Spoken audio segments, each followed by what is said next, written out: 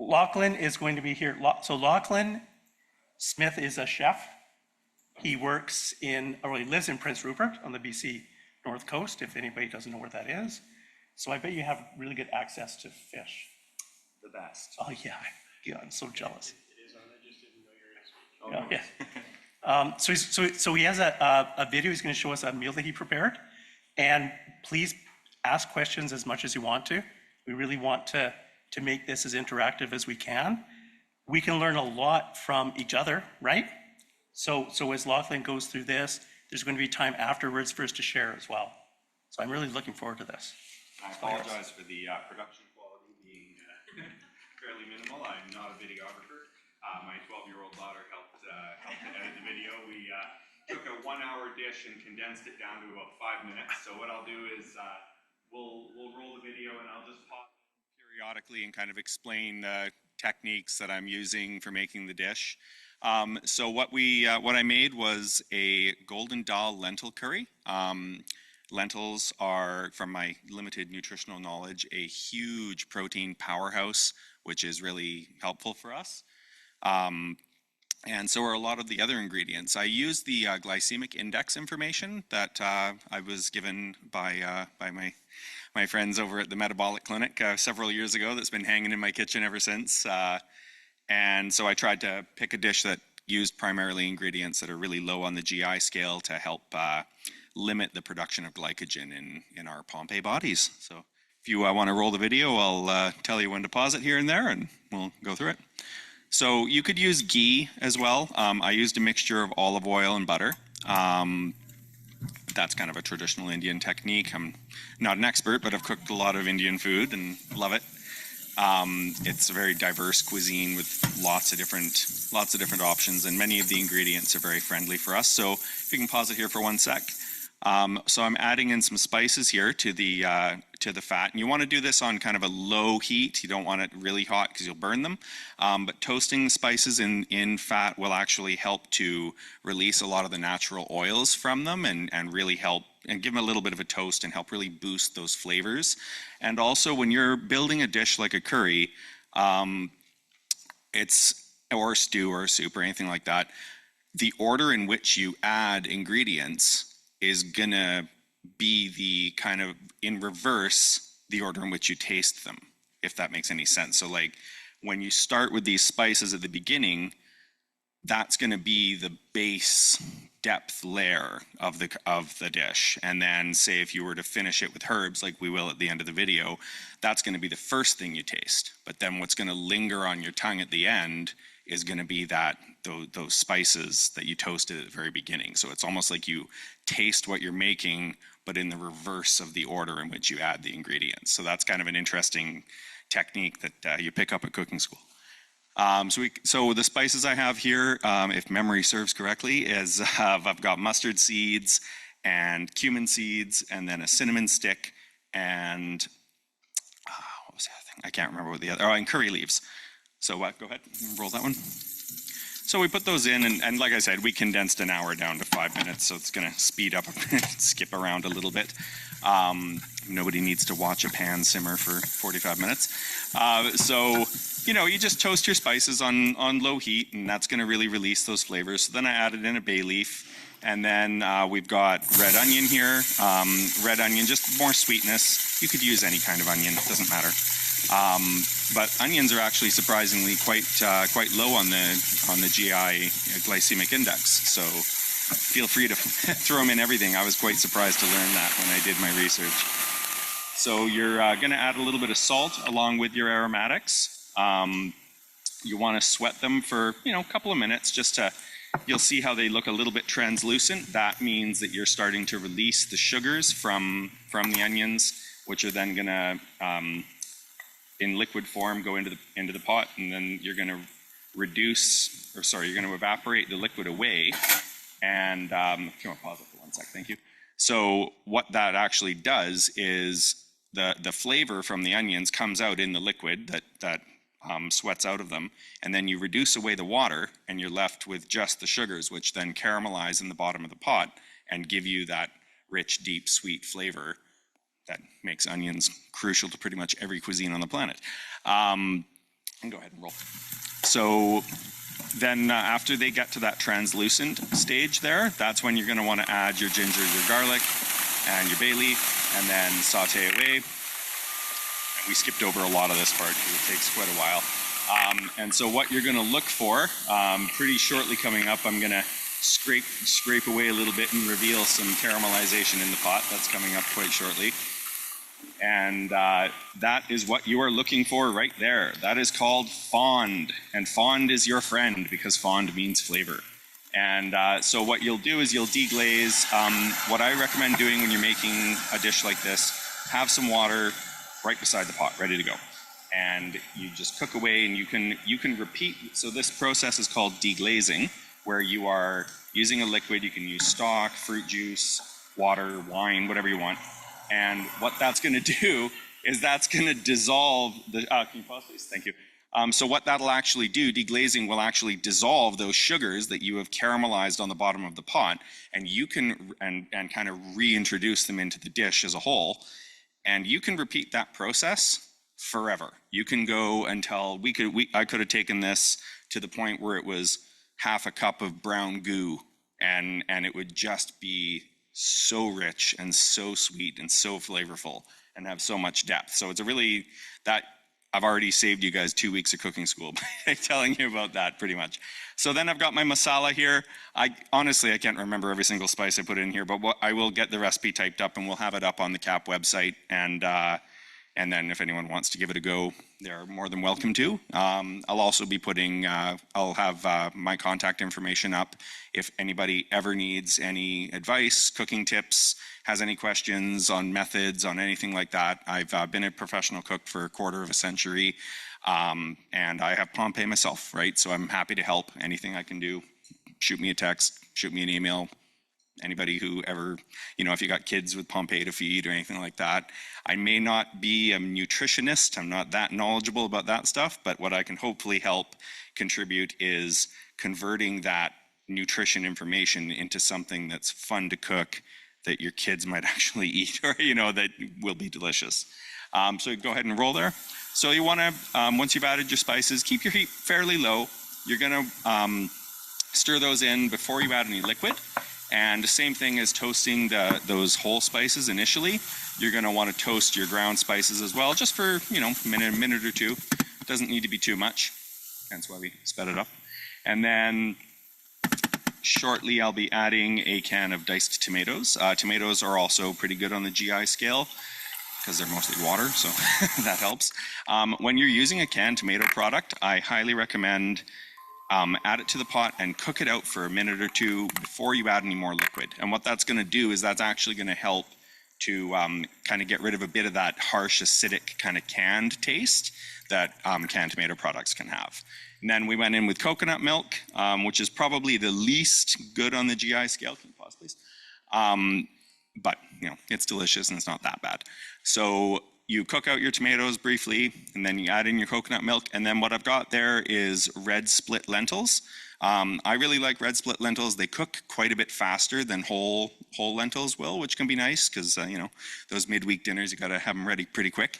So go ahead and roll there. So I'm just going to introduce those.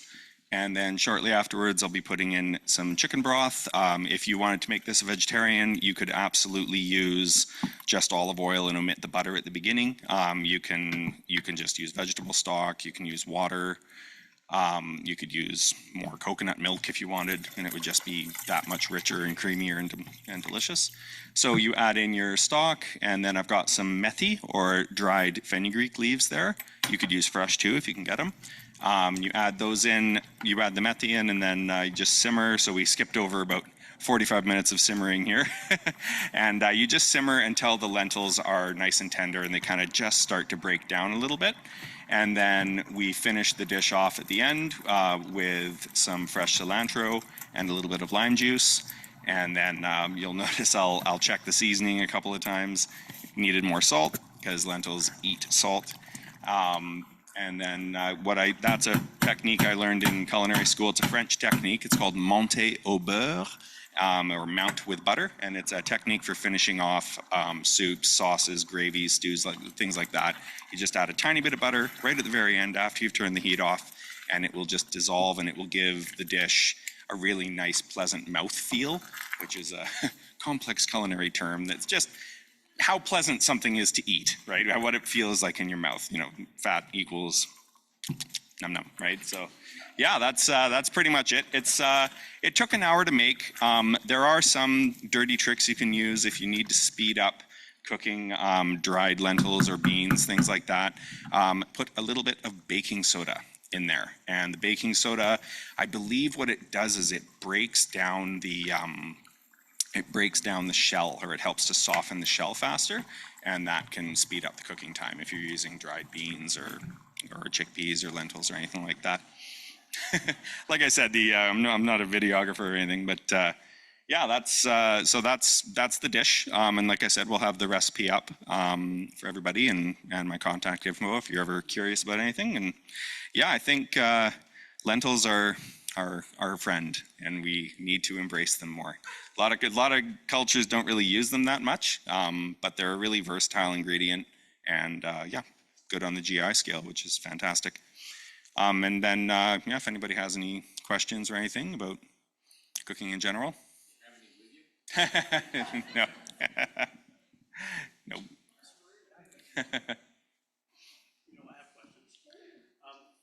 You mentioned finishing it with butter.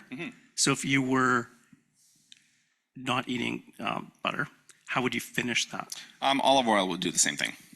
So you can, yeah, basically it's adding fat of any kind. Wouldn't matter. You could use coconut oil. You could use pretty much whatever you wanted.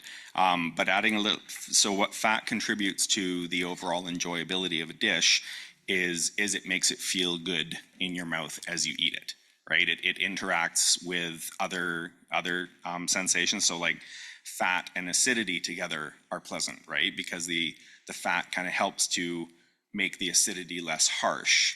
And so that's kind of what mouthfeel means, is like what it feels like while you're eating. Yeah, you'll see that in Italian cuisine a lot. They'll just kind of finish with a bit of olive oil at the end. That's exactly why they're doing it.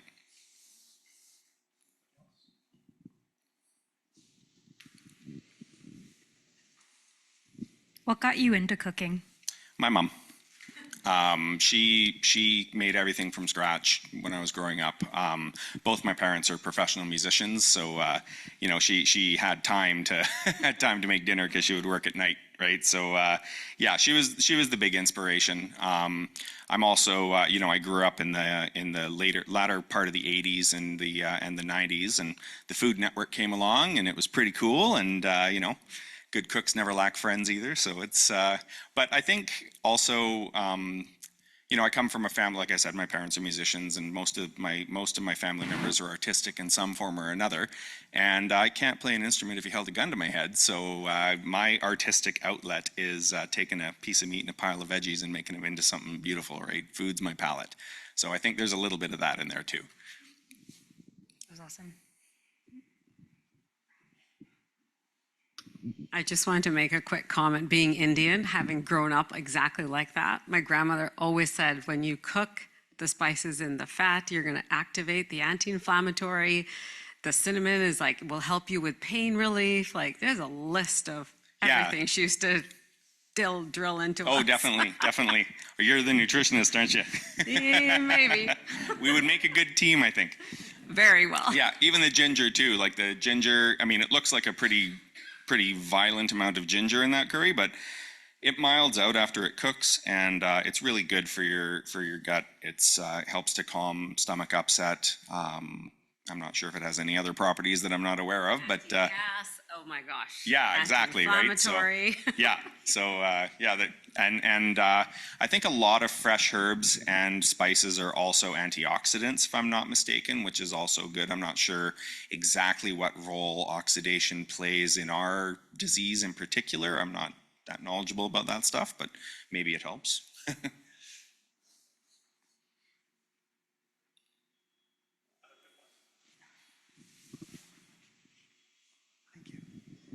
Does something like this freeze well? Because yeah. I live alone. I'm just like one person. So if I was doing a batch, I can't eat the whole thing. So, but I could probably make it and then freeze containers in the. 100%. Yeah, freezes fantastically well. That's good. Yeah, and the nice thing too is it actually it'll keep in the fridge for quite a while too. Like you could definitely keep that in the fridge for a solid 5-6 days, no problem.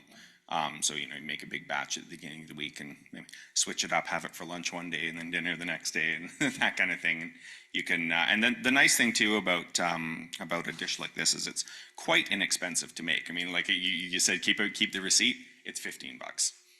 Like I had granted I had all the spices at home and everything like that, but pretty inexpensive, which is a plus these days because everything in the grocery store is ridiculous. Anybody else have any random cooking questions or anything like that? Because that's about all I got.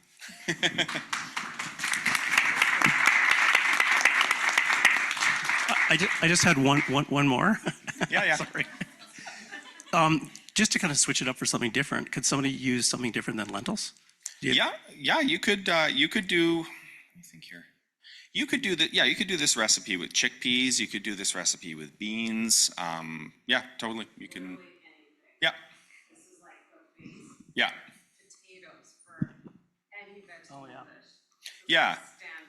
And if you were going to if you were going to do, some other type of dish than this, at the stage after I added in the tomatoes and cooked them briefly, what you would do is you would take your bay leaf out, you would take your cinnamon stick out, and you would puree that, and that would be your tomato and onion gravy, which you would then add to your pan along with any other spices and maybe your chicken and your cream, and there's your butter chicken. Or you could, your bell peppers and your onions, and you saute that up, and there's your jalfrezi, I believe, is the dish. So it's sort of like your mother sauce almost for a wide variety of Indian dishes. And I'm not an expert on Indian cuisine, but I do really love it and have made made as much of an effort as I can to learn a lot about it. So yeah, it's a really cool cuisine. It's one of the most ancient cuisines in humanity, and there is if anyone's a vegetarian, learn to love Indian food, because there is no culture on the planet that can even shake a stick at India in terms of mastering vegetarian cuisine. It's fantastic. Cool. Thank you. Thank you very much.